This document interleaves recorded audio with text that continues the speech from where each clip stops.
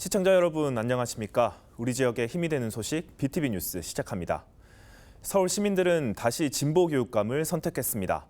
20%대 초반의 낮은 투표율, 이 변수였지만 정근식 당선인은 개표 직후를 제외하면 단 한 번도 역전을 허용하지 않았는데요. 정근식 신임 교육감의 당선 직후 상황부터 첫 출근 일정까지 먼저 살펴봅니다. 보수 대 진보 맞대결을 펼친 서울시 교육감 보궐선거 결과 진보 진영 정근식 후보가 새 교육감으로 당선됐습니다. 조희연 전 교육감에 이어 진보 교육감이 서울에서 4번 연속 승리를 거뒀는데요. 강혜진 기자가 취재했습니다. 진보 진영 단일 후보로 출마한 정근식 후보가 서울시 교육감에 당선됐습니다. 저녁 9시 개표 초반 강남 3구 투표함이 열리면서 중도 보수 조전혁 후보가 앞서다 개표율이 10%대에 접어들면서 득표 차이를 벌인 끝에 정근식 후보가 역전했습니다. 결과는 정근식 후보가 50.24%, 보수 진영 조전혁 후보가 45.93%를 득표해 정근식 후보가 신임 서울시 교육감이 됐습니다. 조희연 전 교육감에 이어 4연속 진보 진영 승리를 이끈 정근식 후보는 학생들의 창의력 향상 등 교육 환경 개선을 시민과 함께 만들겠다고 전했습니다. 치열한 역사의식과 문화예술적 감수성을 키울 수 있는 교육이야말로 서울의 미래를 밝힐 때입니다.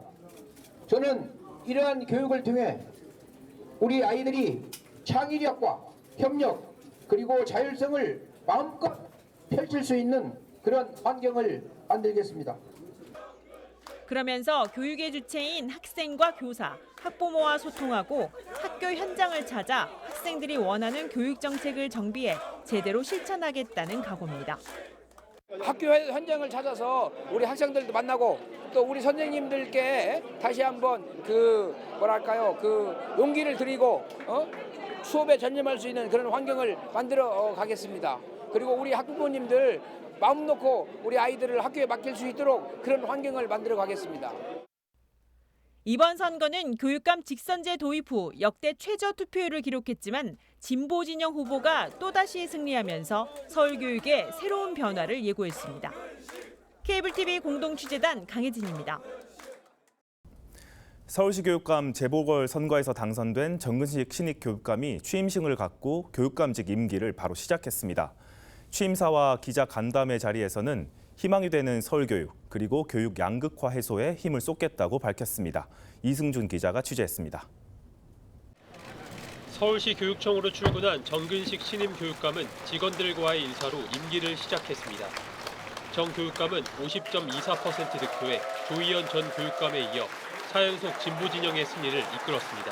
이 민주 보수 교육감으로 그치지 않고 전체 서울 시민의 교육감으로 성심껏 일하겠다라고 하는 그런 말씀 올리겠습니다. 정 교육감은 취임사에서 모두에게 희망되는 서울 교육을 만들겠다며 학력 격차 해소와 역사 교육 강화를 주요 과제로 꼽았습니다. 모두가 함께 있는 그런 교육 현장을 꿈꾸고 있습니다. 서울 교육을 통해 아이들에게는 꿈을, 교사에게는 긍지를, 학부모에게는 신뢰를 드리고 싶습니다. 지금까지 서울 교육이 노력해 왔던 점을 객관적으로 성찰하면서 오직 우리 아이들을 중심으로 두고 서울 교육이 한 단계 도약할 수 있는 그런 방법을 고민해 나가겠습니다. 특히 양극화 극복을 강조하며 학습진단치유센터를 1호 정책으로 뽑았습니다. 정 교육감은 취임식 직후 열린 기자 간담회에서 업무 인수인계가 끝나는 대로 학습진단치유센터와 양극화 지수 공개를 추진하겠다고 다시 한번 강조했습니다. 상대적으로 고립적이고 협동할 수 있는 그리고 학교 현장에서 다른 사람들과 만날 수 있는 기회 자체가 원천적으로 박탈되었거든요. 그 사람들이 앞으로 10년 후에 그렇지 않은 세대에 비해서 어떤 특성을 가질 것인가 여기에 대한 충분한 연구가 없어요. 정 교육감의 임기는 약 1년 8개월로 내후년 지방선거 전까지 서울시 교육계를 이끌 예정입니다. 길라이브 뉴스 이승주입니다. 내년 3월 운항을 앞두고 있는 한강 리버버스를 놓고 노선 단축과 업체 선정 논란 등 출발 전부터 잡음이 많았는데요. 이번 국정감사의 도마 위에도 올랐습니다. 졸속 추진이라는 야당 의원의 지적에 오세훈 시장은 신속 추진이라고 받아쳤습니다. 앵커 리포트입니다. 부실업체 선정 논란과 노선 단축 등 여러 논란이 불거졌던 한강 리버버스. 이번 국감에서도 주요 검증 대상이 됐습니다. 먼저 수백억 원 규모 프로젝트가 불과 2개월 만에 결정돼 졸속으로 추진됐다는 지적이 나옵니다. 이로는 유럽 출장에서 지시했는데 곧바로 2달 만에 TF가 구성되고 용역 발주도 또 2달 만에 구성됐다고 합니다. 수백억 이상이 드는 국가 예산입니다. 오세훈 시장은 2개월이라는 기간 자체를 부정하진 않았지만 시각을 달리했습니다. 저는 졸속이 아니라 신속이라고 생각합니다. 노선 축소에 대한 지적도 나옵니다. 혼잡한 김포 서울 대중교통에 숨통을 틔우겠다고 제안된 리버버스에 김포행 노선이 사라졌다는 겁니다. 김포 노선에서 여러 가지 어려움들을 한강의 리버버스로 해결하겠다라는 취지로 제안하신 거 맞으시죠? 네. 예. 그런데 이게 점점점 축소되어서 마곡 잠실로 노선이 축소되었어요. 즉 김포행은 아무런 애초 제안했던 내용이 다 사라져 버렸습니다. 오 시장은 김포 지역 국회의원이 반대했기 때문이라고 화살을 돌립니다. 김포 국회의원님이 반대하셨습니다. 대중교통 접근성이 취약하다는 지적에 오세훈 시장은 직접 걸어봤다며 접근성이 충분하다고 응답했습니다. 리버버스 7개 선착장이 있는데요. 대중교통부터 선착장까지 소요되는 거리가 몇 분인지 계산해서 알고 계시죠? 그럼요. 다 걸어봤어요. 그게 10분에서 20분입니다. 걸어보셨는데 그렇지 않아요. 확인 결과 10분 내로 지하철에서 선착장까지 이동할 수 있는 곳은 여의도와 옥수역 인근 2곳이었습니다. 나머지 가양과 망원, 잠실 등 5개 선착장은 짧게는 10분, 길게는 20분 이상 걸어가야 접근이 가능합니다. 오세훈 시장은 마지막 답변에서 내년 봄 결과로 증명하겠다며 자신감을 내비쳤습니다. 판가름은 내년에 날 겁니다. 내년 봄부터 운행이 시작이 됩니다. 지금 여러 가지 문제 제기에도 불구하고 순조롭게 배를 건조하는 작업이 진행 중에 있고요. 내년 3월부터 준비를 해가지고 충분한 준비를 거쳐서 안전하게 이 사업이 시작이 되면 서울시가 예측한 한강 리버버스 하루 이용자 수는 약 5,200여 명. 대부분의 수익은 운임이 아닌 선착장의 상업시설과 광고에서 나올 것으로 알려졌습니다. BTV 뉴스 양진호입니다.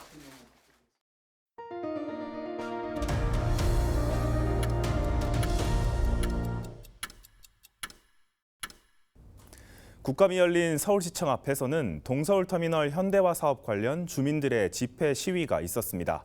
공사기간 운영될 임시터미널 부지 문제가 해결되지 못한 건데요. 구이공원 내 임시터미널 설치는 절대 안 된다며 지역 주민들이 서울시에 진정서를 제출했습니다. 이 사업 앞으로 어떻게 추진될지 김진중 기자가 보도합니다. 서울시청 앞에 모인 광진구 주민들. 구이공원 파괴는 절대 안 된다는 피켓을 들었습니다. 구이공원 파괴! 절대 반대! 절대 반대! 절대 반대! 구이공원 지하를 동서울터미널 현대화 공사 기간 임시터미널로 운영하겠다는 안이 나오면서 이를 반대하고 있는 겁니다. 주민들은 일방적인 결정에 화가 난다며 자연공원의 훼손과 일대 교통 혼잡, 보행 안전 문제를 반대 이유로 꼽았습니다. 주민 11,000여 명의 서명이 담긴 진정서를 서울시에 제출했습니다. 대체 부지는 분명히 있습니다. 자양동 유수지를 비롯해서 광장동 체육부지 등등 여러 군데도 있음에도 불구하고 저희들은 후대를 위해서도 구이공원을 꼭 지켜야 한다는 사명감까지 갖고 있습니다. 따라서 혼신의 노력을 다해서 저희들은 구이공원을 지킬 거고요. 동서울터미널 현대화 사업은 구이동 546-1번지 일대 동서울 종합터미널 부지를 재개발해 지상 40층 규모의 복합시설을 짓는 사업입니다. 공사 기간 하루 평균 1,000대가량의 고속 시외버스가 머무를 임시터미널 설치 운영이 가장 큰 숙제. 사업자 측이 구이공원을 해당 부지로 정하며 주민들과의 갈등은 계속되고 있는 겁니다. 서울시는 10월 중 민간 사업자가 조치 계획을 제출할 것으로 예상했습니다. 주민 반대 의견에 대한 개선안이 얼마나 담길지는 미지수. 서울시는 계획의 적정성을 보고 올해 안으로 도시건축공동위에 안건을 상정할 것이라고 설명합니다. 사전협상 논의하는 1년여간의 과정에서 많이 검토가 됐었던 부분이에요. 네.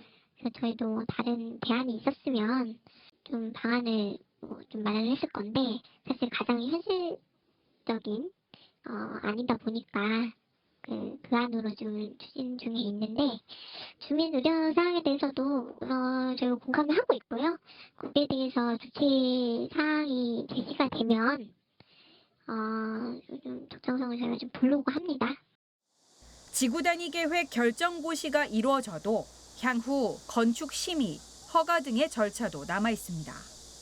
사업 착공 계획 시점은 내년 하반기. 하지만 변동 가능성도 열려 있습니다.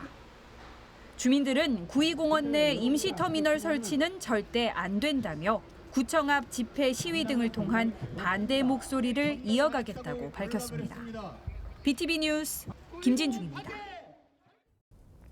올해 마곡 마이스 복합단지의 대부분이 완공을 눈앞에 두며 여러 대형 복합시설이 들어설 예정입니다. 마곡의 새로운 변화를 기대하는 목소리도 있지만 인근 전통시장 상인들의 우려는 커지고 있습니다.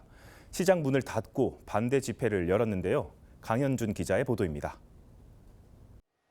서울 강서구의 방신 전통시장. 손님들을 맞이할 상인들의 모습이 보이지 않습니다. 상점 모두 문을 닫은 겁니다. 어찌된 일일까?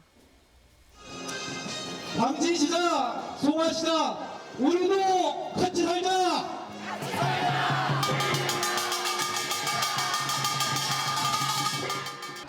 올해 대부분의 구역이 완공을 눈앞에 둔 마곡 마이스 복합단지. 대형 복합 쇼핑시설 등 대규모 집객시설이 들어설 예정입니다. 이에 인근 전통시장 상인들이 모여 반대 집회를 열었습니다. 시장 문을 닫고 집회 현장으로 향한 겁니다. 대형 상권이 들어서면 전통시장과 골목 상권이 위협받는다는 이유입니다. 전통시장과 골목 상권 상인들과의 상생 협상을 제대로 추진을 하고 있지를 않습니다. 주변에 있던 공항시장이 한 2년 만에 완전히 몰락해버렸어요. 지금은 상인 한 명 없는 아주 폐허로 변해버렸죠. 그런 상황을 생생하게 지켜본 우리가 이런 거대한 시설이 들어왔을 때 앞으로 우리 시장에 미치는 영향이 어떨 것인지에 대해서는 너무나 잘 알고 있잖아요. 반대 상인들은 전통시장과 골목 상권의 생존권과 직결되는 문제라고 강조했습니다. 팬데믹 이후 침체기를 겪었던 상권에 더 큰 위협이 될 거란 겁니다. 큰 문제가 발생했습니다. 내 단골들이 그 귀한 내 단골들이 다른 곳으로 간다고 합니다. 10년, 20년, 40년 동안 이어왔던 내 삶의 터전이 갈아엎어지고 있습니다. 울고 싶습니다. 두 다리 쭉 뻗고 울고 싶습니다. 전통시장 상인들은 시장 우선 협상권이 인정될 때까지 계속해서 집회를 이어간다는 계획입니다. BTV 뉴스 강현준입니다. 중구 관내 어린이집 지원금으로 물품을 사는 과정에서 단가를 부풀려 수량을 더 받거나 현금을 수령하는 등의 리베이트 의혹이 제기됐습니다. 중구청과 중구시설관리공단 등 관리감독 책임기관의 파장이 예상됩니다. 이재영 기자입니다. 지난 2002년 5월 식자재 납품업체와 중구 어린이집 관계자와의 SNS 대화 내용입니다. 어린이집 관계자는 업체 대표에게 스승의 날 기념품 960개, 개당 단가는 2만 1,000원으로 결제한다고 전합니다. 하지만 실제 받은 수량은 1,000개이고 단가는 15,000원입니다. 이후 관계자는 업체가 받을 금액을 정하고 남은 차익을 식사비와 추가 선물 구매비 등으로 현금 지급할 것을 요구합니다. 개당 단가를 부풀려 수량이나 남은 현금 반환을 요구하는 이른바 리베이트 정황이 포착된 겁니다. 중구의회 길기영, 이정미 의원은 해당 의혹을 기자회견을 통해 밝혔습니다. 이들은 구청의 지원금으로 상품권은 문화상품권, 해피머니 상품권, 기프티콘 등등입니다. 갈비 세트, 등 영유아 지원과 관련 없는 물품을 구매하였으며 이를 관련 업무 관계자들에게 지급한 정황을 발견했습니다. 또한 명백하게 불법적인 해당 사항에 관한 사실 여부를 조사하던 중 개별 어린이집의 운영 비용을 임으로 활용한 정황과 공공과 개인 비용을 구분 없이 이용하는 등의 심각한 문제를 추가로 발견하게 됐습니다. 길기영, 이정미 의원은 업무상 직권남용과 횡령, 배임 위반 혐의를 들어 본격적인 조사가 필요하다고 강조했습니다. 중구는 해당 사안을 조사 중이라고 밝혔습니다. 조사 결과 문제가 발생하면 관련 기관에 대한 조치를 취하겠지만 의혹이 사실이 아니면 일방적인 의혹 제기에 대해 항의하겠다는 입장입니다. 중구 내 국공립을 포함 어린이집은 66곳으로 이곳에 식자재를 납품하는 업체는 5곳입니다. BTV 뉴스 이재원입니다. 강북구 도시관리공단은 평가 부정으로 경영평가 최하위 등급 수준인 라등급을 받았습니다. 고용노동부에선 이사장의 직장 내 괴롭힘을 인정해 과태료 500만 원을 부과했죠. 하지만 최근 진행된 구의회 구정 질의에서 공단 이사장은 해당 건을 대부분 인정하지 않는 발언을 했습니다. 앵커 리포트입니다. 고객 만족도 조사 과정에서 부정 행위가 적발됐던 강북구 도시관리공단. 해당 사안에 대한 구의원의 질문에 이사장은 언론 보도로 인한 문제라고 답변합니다. 이 BTV 언론 보도가 5월 8일 날 나온 이후에 그 정량 평가가 나등급인데도 불구하고 통상적으로 정량 평가는 결과물입니다. 근데 거기에 이미 고객 만족도 점수가 87.1.13이라는 점수가 포함되어 있는데도 불구하고 이 언론 보도 고용노동부가 부당한 감사 진행 등으로 인정한 직장 내 괴롭힘은 사법 영역으로 넘어갔습니다. 이사장이 괴롭힘을 끝까지 인정하지 않았기 때문입니다. 직장 내 괴롭힘 저희들이 조사하고 있는 도중에 다시 그 부분에 대해서 관리공단 이사장님이 법원에 다시 요청을 했기 때문에 그다음부터는 저희들이 할 수 있는 상황이 아니라서 기다리고 있습니다. 이 밖에 고용노동부에 진정이 접수된 인사 문제는 특정 팀에 집중돼 있었습니다. 해당 팀은 최근 직장 내 괴롭힘을 인정받은 직원이 소속된 팀입니다. 이에 대해 이사장은 감사를 시작했더니 진정이 접수됐다고 설명합니다. 이사장님 취임 이후 감사팀에서 처리한 고용노동부의 진정 접수 사건을 보면 7건 중 5건이 특정 팀과 관련되어 있습니다. 이유가 있습니까? 관행적으로 해오는 어떤 그런 부문을 감사를 지시한 그 이후에 동시에 그렇게 그 직장 내 괴롭힘을 신고가 된 거고요. 그 많은 건 중에 지금 사실은 직장 내 괴롭힘에 대한 부분이 6건이었는데 그 많은 건 중에 지금 2건이 그렇게 그 채택이 된 겁니다. 현재 공단은 감사원과 국가권익위원회의 조사가 동시에 진행되고 있습니다. 권익위의 조사에는 각종 법률 위반과 채용비리 의혹 등이 포함된 것으로 알려졌습니다. BTV 뉴스 양진호입니다.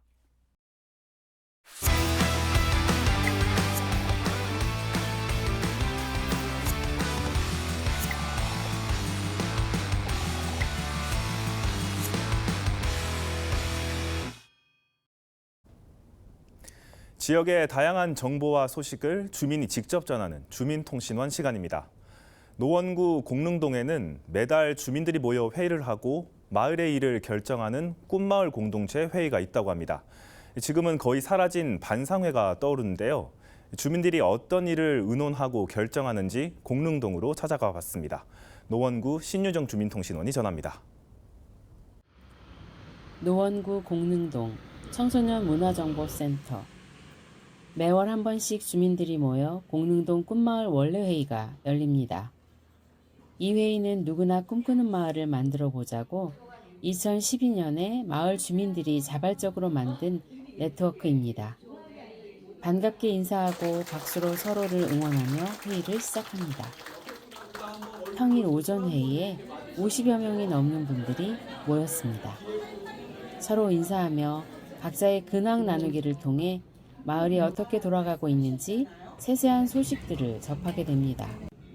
서로의 이야기를 들으며 협력할 부분이 자연스레 정해지고 각자가 맡아야 할 것들을 이야기하는 자리가 됩니다. 마을회의의 좋은 점에 대해 들어봤습니다. 마을회의를 해서 제일 좋은 점은 좋은 일, 나쁜 일, 알려야 될 일, 주민들이 얼굴과 얼굴을 맞대면서 직접 말씀하실 수 있는 기회를 갖는다는 것, 그것 자체만으로도 마을에서 소통의 장이 되는 것 같아요. 2012년부터 진행된 마을회의로 인한 마을의 변화에 대해서도 들어봤습니다. 사람들이 모이면서 에너지가 생기잖아요. 그 에너지로 마을의 문화와 공기를 바꿔가고 있거든요. 내 자녀만 생각했던 사람들이 마을의 이웃과 동료들, 또 어린이들, 어르신들, 장애인들 모두와 관계 맺게 되고 그들의 아픔과 기쁨에 공감하는 그런 개인들의 변화도 있고요. 이번 원래회의에서는 지난 3년간 옥능동에서 함께 진행한 모두를 위한 현재라는 이웃 돌봄 사업을 마무리하는 포럼도 진행되었습니다. 다양한 활동을 영상으로 시청하고 세부 활동에 참여하신 분들이 경험담을 발표하는 시간을 가졌습니다. 크고 작은 마을에서 필요한 일들을 마을 주민들이 함께 고민하고 지혜를 짜내고 시도해 가고 있습니다. 안전한 마을을 만드는 기본이라고 생각해서 어린이, 어르신, 장애인 상관없이 자주 만나는 프로그램들을 지난 3년간 했고 서로 도우며 손을 보태고 모두를 위한 현재를 만들어가고 있는 공릉동 꿈마을 공동체 회의 소식 전해드렸습니다. 지금까지 주민통신원 신유정이었습니다.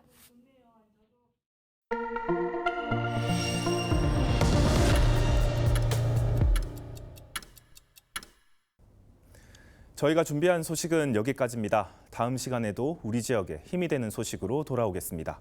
시청해주신 여러분 고맙습니다.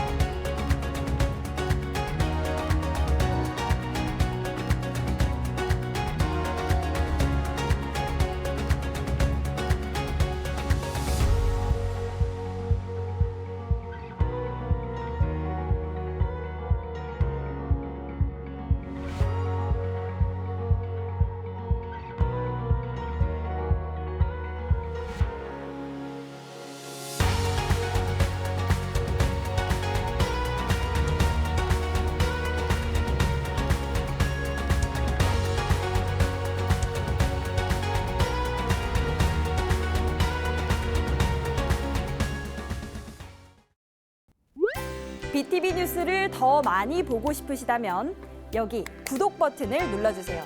추천 영상도 누르면 바로 재생됩니다. 또 다양한 서울 소식을 보고 싶으시다면 휴대폰에서 가지 앱을 다운로드해보세요. 저희 BTV 뉴스를 시청해주셔서 감사합니다.